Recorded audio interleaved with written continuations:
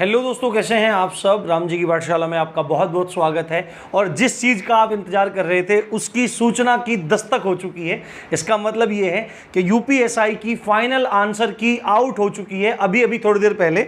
अब मैं आपको दिखाता हूं फाइनल आंसर की में क्या क्या है क्या क्या नहीं है, सब चीज़ आप समझ लिए। कुल 105 प्रश्नों पर आपत्ति को भर्ती बोर्ड ने स्वीकार किया है। एक बार यहाँ देख लीजिए आप, ये देखिए यहाँ पर आपको दिखाई दे रहा है, इसमें पूरा लिखा हुआ है पहले पैराग्राफ में कि भाई ऐसे ऐसे एग्जाम मतलब कंडक्ट करवाया गया था इन तारीख में, सब कुछ आपको पता है और आपत्तियां स्वीकार की गई थी। इसमें लिखा है दूसरे पॉइंट में, अभ्यर्थियों द्वारा प्रस्तुत आपत्तियों पर विषय विशेषज्ञों द्वारा परीक्षण किए जाने के उपरांत 105 प्रश्नों के संबंध में आपत्तियां उचित पाई गई।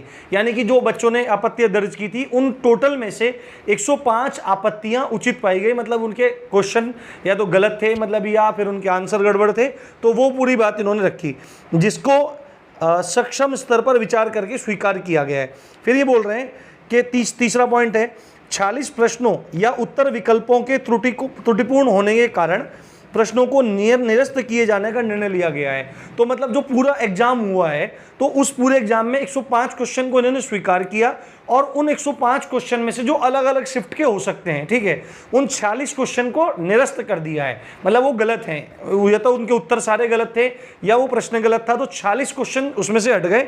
और आगे बोल रहे हैं कि निरस्त प्रश्नों के लिए आवंटित अंकों का वितरण, जो नंबर मिलेंगे वो एक उच्च न्यायालय इलाहाबाद में रिट राज्य याचिका संख्या ये पवन कुमार अग्रहारी, मतलब कोई पहला केस है उसके अकॉर्डिंग जैसे जैसे इनको देना होगा उसके अकॉर्डिंग ये नंबर सबको देंगे, कॉमन नंबर देंगे। वो 45 क्वेश्चनों के, वो 45 क्वेश्चन में से कोई सा भी क्वेश्चन आपकी शिफ्ट में भी हो सकता है, तो आपको भी उसके मार्क्स मिलेंगे। फिर उसके बाद बोल रहे हैं जो 59 क्वेश्चन है ना, जो 59 क्वेश्चन हैं उनके उत्तरों में मतलब विकल्पों में परिवर्तन किया गया है। तो यदि आपके पास आपकी आंसर की है तो आप देख सकते हैं, नहीं तो कोई बात नहीं। अब रिजल्ट मुझे लगता है जैसे एएसआई में हुआ था, बिल्कुल सेम आंसर की दी थी और अगले दिन 24 घंटे के अंदर रिजल्ट दे दिया था। तो मुझे लगता है कि कल तक ये रिजल्ट दे देंगे या परसों, मतलब रिजल्ट बहुत जल्दी अब आने वाला है, ये बात आप मान के चलिए, ठीक है। और नीचे लिख रहे हैं ये कि निरस्त 44 प्रश्नों के उत्तर विकल्पों के परिवर्तन संबंधित 59 प्रश्न और उनके उत्तर विकल्प निम्नलिखित सारणी। तो पूरी सारणी दे रखी है, मैं डाल दूंगा टेलीग्राम में, टेलीग्राम आप जाके देख लीजिए या आप ऑफिशियल साइट से भी देख सकते हैं। साथ में आपको मैं लेके चलता हूं सबसे नीचे जहां पे इन्होंने और भी चीजें बताई हैं।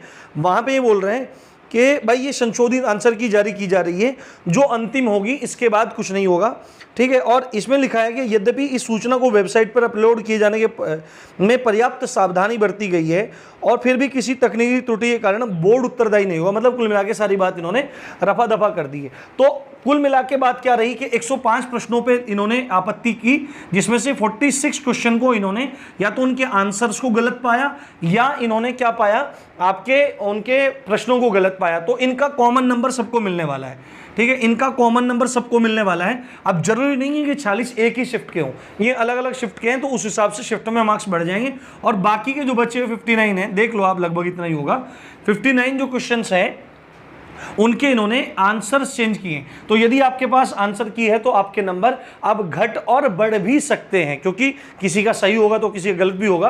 तो ये कुल मिलाकर बात है। रिजल्ट की उम्मीद है, जैसे एएसआई का 30 मार्च को इन्होंने ऐसे ही आंसर की, सेम फॉर्मेट में आंसर की दी थी और अगले दिन 1 अप्रैल को इन्होंने रिजल्ट जारी कर दिया था। तो आज इन्होंने आंसर की दे दी। उम्मीद है कि कल तक रिजल्ट जारी कर देंगे या बहुत जल्दी ये रिजल्ट जारी कर देंगे। इसी अच्छी बात के साथ आप देख रहे थे राम जी की पाठशाला, मैं हूं राम भारद्वाज। जय हिंद, जय भारत।